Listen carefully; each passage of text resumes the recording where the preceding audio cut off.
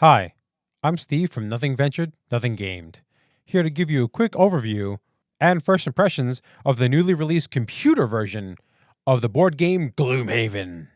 Jared and I have been playing the board game version of this game for quite some time, and we were both excited to hear that GloomHaven was coming out with a computerized version of their board game. Now, obviously, this game is going to have a tutorial along with it to help you along when you first start getting into the game. But the first thing you're going to do once you start the game, you're going to be shown this world map. And this map is important because it shows you all the different locations and all the different active quests, whether main quests or side quests, that you have active at that current time. This is also going to show certain events. It may alter this map, make certain places inaccessible because of certain choices you made or successes or failures you've achieved throughout the game. Now, you have to pick your heroes, your mercenaries, the people you're going to be as you play through the game. You click that little plus icon, it's going to open up a list of all the available mercenaries that you have unlocked at this point. At the start of the game, it's only going to be these 6. Each character is unique. They all have a specific role and style of play. Some of them are slow, lumbering, tanky characters that are designed to take a lot of damage and be up front. Others are more nimble and fast characters that are designed to do a lot of damage, but they can't take too many hits. Some of them are specifically ranged characters, and they focus on magic or other abilities. Now, each character has a set of stats, health, ability cards, starting perks, if any, how difficult the character is to play, their perks, and also their general strengths and weaknesses. Now you assign a name to your mercenary, and here is where you choose your personal quest. This is how you unlock other characters. You're given a choice of 2, and you must pick one. And it shows you what unlocks you get. Prosperity is generally a good thing. It shows you how well GloomHaven, the city, is doing. And it gives the players benefits as you get to higher and higher prosperity levels. They also tell you what you need to achieve to complete your mission. And then once that occurs, your character retires. And you must pick a new character, which could even be the new character you just unlocked. Each character starts with 30 gold, and you can use this before you go on your first mission to buy some equipment that might help you in your missions to come. Just like standard role-playing games, you have a helmet slot, you have different slots for different equipment items, and there's a limit of each item and how many can be purchased by your entire group. As the game goes on, more of these items will be unlocked, and potentially more quantity of items to be available as you play the game. Some of these items give passive benefits and are not consumed in use. Some of these items are consumed and then gone forever, and you must rebuy the item to use it again. Some of them are consumed on a short-term basis and come back either on the next adventure or if you take a long rest. Be aware, once you buy an item, it is not automatically equipped to your character. You must go into the character's equipment slot, which is an icon on the little character placard, and then go into each item slot and assign an item that you want to wear in that slot. All right, before you go on your first mission, every time you're in the city, you're allowed to do what's called a city encounter. These encounters are optional, but generally have benefits towards the city depending on the option you select. You're presented with a scenario and picked one of a multiple of options. And then once you select that option, you will then see the results of that option. Some of these options benefit the city. Some of these options open up other things for your characters to do or collect. And further down the line, other things you do will cause more types of city encounters to be added to the pool of encounters. So each character has a set of cards that they have to take with them. These represent their abilities in combat, and not only their initiative, but what they can do during a turn. There's an additional 3 cards that every character has that at their option to take with them, but they have to give up some of their other cards. They can only take the limit of whatever they're allowed to take. In the case of the brute character, they have to take 10 cards with them. So I'm selecting some of the cards to not take with me so I can get one of these extra abilities. Now, on to the first quest. There are sections of the game that are voice acted. Anytime you start a quest, they'll give you a little prologue of what you're doing and why you're there, and a little bit of story about GloomHaven and the reasons that your characters are adventuring. Here, take a listen.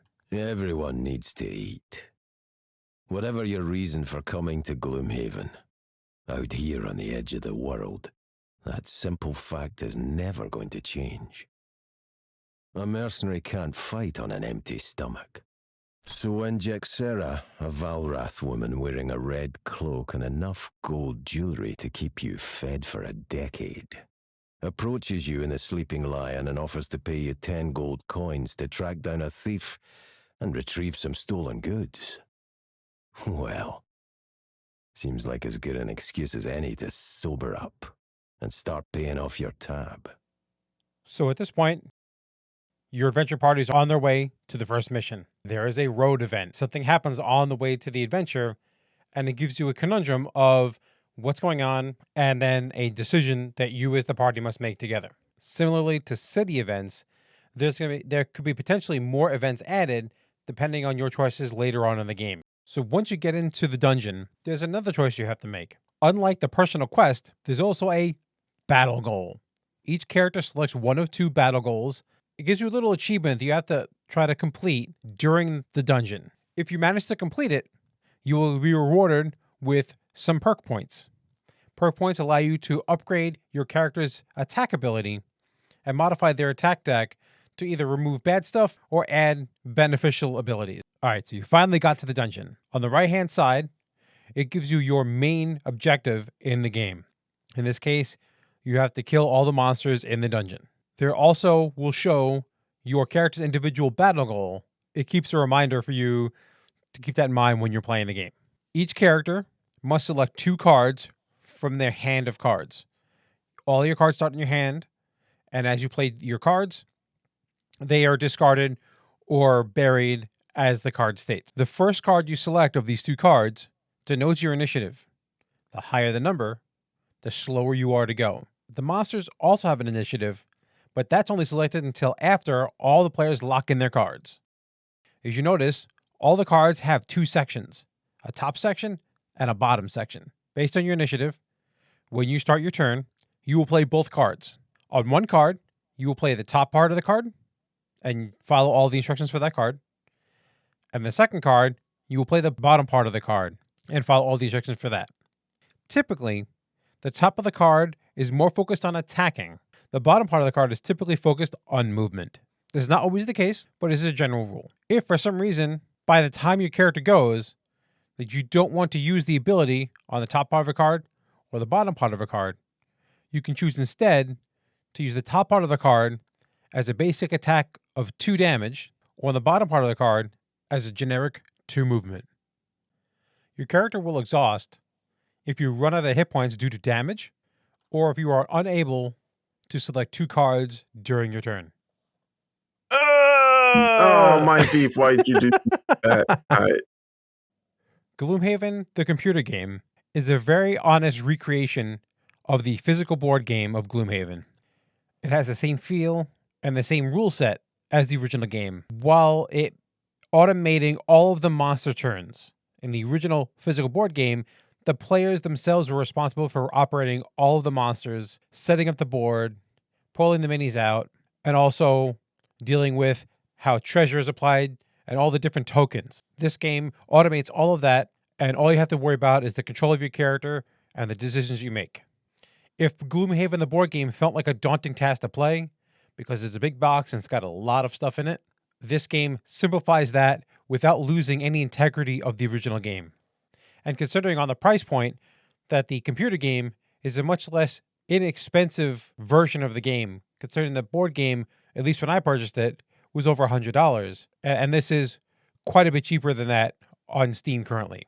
But if you've run your course with GloomHaven and you really weren't trying to introduce it to new players and truly ready to get into it, I'm not sure if there's much more for you here to get back into the game. Now, this obviously has the convenience of being able to play it online.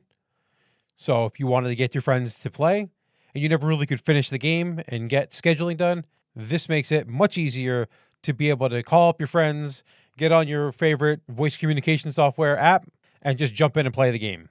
Now, being mindful that Jared and I have played the original board game, Jared has played a lot more and unlocked a lot more of the original board game than I have. Jared and I have not completely finished the game, the computer game of GloomHaven. So this is only our first impressions, but so far it's looking really good. And can't wait to introduce more people to Gloomhaven without having that big scary box come in and scare them away. This is Steve from Nothing Ventured, Nothing Gamed. May all your die rolls be crits, and may you always roll max damage.